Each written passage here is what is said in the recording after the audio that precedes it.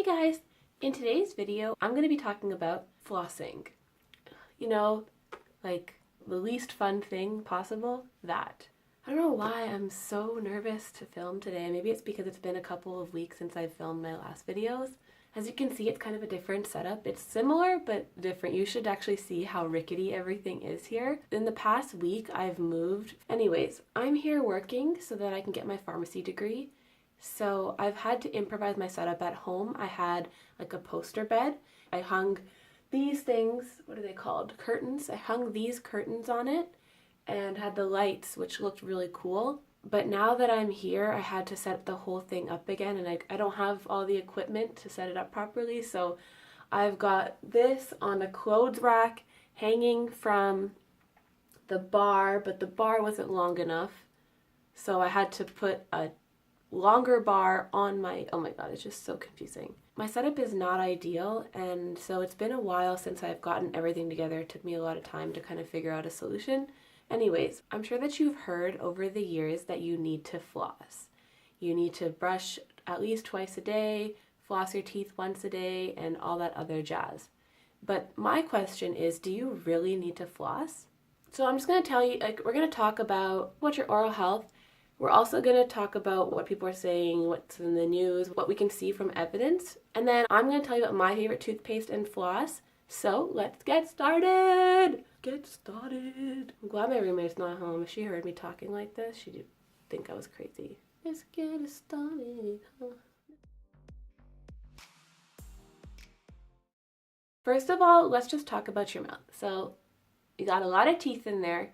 And usually, especially since I got braces, all my teeth are very tight, close together. Obviously, sometimes you might have a gap in your teeth or a missing tooth, but for the most part, your teeth are generally touching and they're pretty close to each other. So obviously, when you're eating, things can get stuck in between them. Popcorn seeds, pieces of lettuce, yesterday's leftovers. I have to admit, I haven't always been a flosser. I definitely did not floss when I had braces, when I was younger. I didn't floss. I didn't think I needed to, and it just took so much time and effort, and I wasn't motivated to do it. But in the more recent years, I started flossing. I try to floss once a day, every day at night. It doesn't always happen, but I do my best. Okay, so did you know that when you brush, you miss a third of the surface of each of your teeth? That's because your brush can't get in between every single tooth. Even though you're brushing once a day or twice a day, you're missing a third of every single tooth. That's crazy. Brushing without flossing is like putting on eyeshadow and missing the mascara. It still looks good, but it could look better. There's definitely people who say I've never flossed a day in my life and I've never had a cavity. And there's also people who say I floss every single day and I get cavities all the time. But if you just think about it, if you're missing a third of the surface of your tooth, that's a lot of your tooth. Like, that's a big part of your tooth. That's why flossing is so important, because flossing is the part that reaches that third. Ugh, it's like, don't you hate it when there's like a hair on you somewhere? Ugh. So that being said, plaque can get in the areas where your toothbrush doesn't reach, and from there, the plaque can turn into tartar, and it can be harder and harder to clean. So whether or not the outcomes of the studies show that flossing has a clear benefit or not, if you think about just a third of your tooth being missed when you're not flossing, that's enough for me to want to floss. So now let's talk about what's out there. In August of 2016, Associated Press came out with an article titled "The Medical Benefits of Dental Floss Unproven." And in this article, it basically just goes through what they've found when they've done some research on flossing. So it references the American Dental Association and many other research articles. It just goes on to say that the evidence we have for flossing is very weak, and there's not a lot to say that it really will prevent gingivitis and it will prevent cavities. So after reading this article, you're kind of like, oh wait, do I need to floss? Is this done? Am I good? Do I need to floss anymore? Can I stop now? So one thing that we always learn in school is never to just trust the first source you see. So I tried to dive a little deeper and look at the actual studies that this article was talking about, and also look at the Canadian Dental Association and the American Dental Association to see what their recommendations were. On the American Dental Association website, they talk about this article and they address it. They say that this was a controversial topic. They wrote somewhat of a response to that article and just on recommendations that people can take about flossing. They recognize that although there's no strong evidence to show that it has a huge benefit on your oral health, doesn't mean that we shouldn't do it anyway. It might be because people aren't flossing properly, or people are saying that they're flossing when they're not. So there's all these other factors that come into a study. Another big study that was done was a review by Cochrane. And Cochrane is, in case you're not in the medical field, it's a really good resource because you can really rely on the information that they provide. They brought together 12 different studies and tried to see what the effect of flossing along with brushing had on preventing gingivitis and cavities. And after looking at all the studies, they said that there was weak and very unreliable evidence for the benefit of flossing, and that the benefit might just be in a reduction of plaque in 1 to 3 months. So less plaque between your teeth, less plaque in your mouth in 1 to 3 months. So that's that.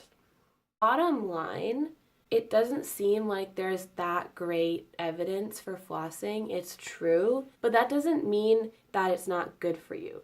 Sometimes just because there's no evidence for it doesn't necessarily mean that it's not true. Considering the fact that it's pretty inexpensive to buy floss, I know my grandma uses her hair, which is, you might think that's really nasty, but I mean, can you say you've never done it?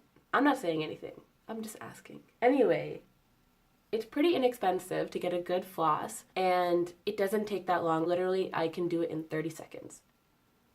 I definitely recommend flossing for everyone.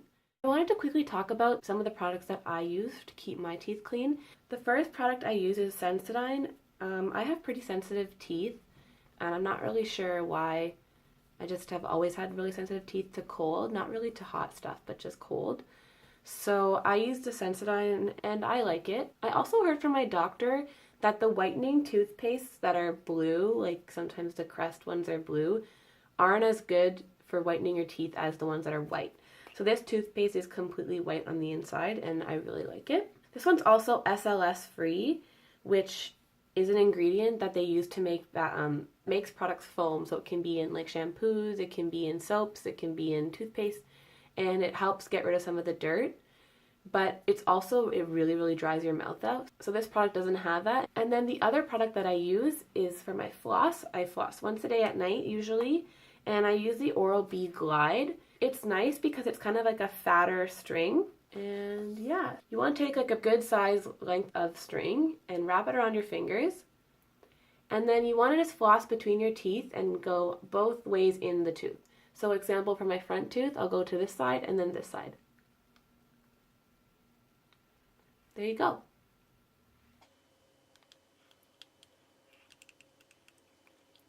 That's all I have for you guys today. I really hope you learned something and that you enjoyed this video.